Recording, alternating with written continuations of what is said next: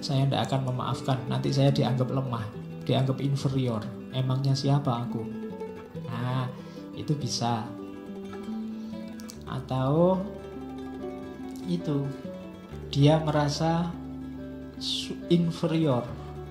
Waduh, iyalah saya maafkan, wong saya ini orang kecil, mau gimana lagi. Nah, itu relasi kuasa, permainan kuasa. Ini juga bikin pemaafan jadi tidak hakiki. Bikin orang kemudian tidak lah, itu cuma permainan. Kalau yang minta maaf dosennya, apa ya kita bisa menolak? Dosennya telat, kita sudah nunggu setengah jam, nggak datang-datang, begitu datang, maaf ya saya ada tamu tadi sebentar. Masuk, enggak pak, enggak, saya maafkan. Masuk betul.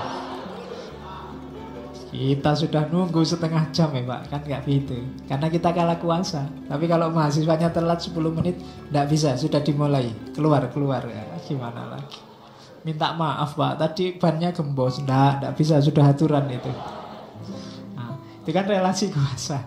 Kamu tidak berani memaafkan, yang sini tidak berani menolak permintaan maaf. Itu maka orang terus tidak, paradigmanya adil aja lah. Kalau kita 10 menit nggak boleh masuk, dosennya juga nggak boleh masuk. Kalau sudah 10 menit kita pulang pak, ngajar sendiri misalnya. Nah, itu namanya adil. Oke. Ya besok kalau kuliah hari pertama, Pak perjanjian Pak, ini paradigmanya adil apa permaafan? Ya. Oke.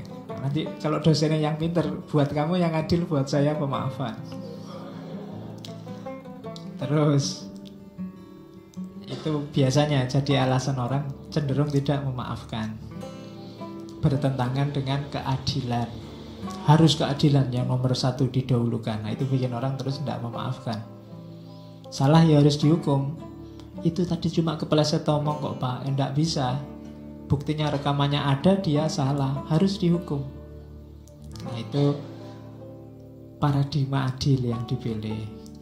Terus ada yang terakhir, yang menganggap bahwa tidak, memaafkan itu tidak alamiah. Manusia itu secara insting itu kompetitif, saling bersaing.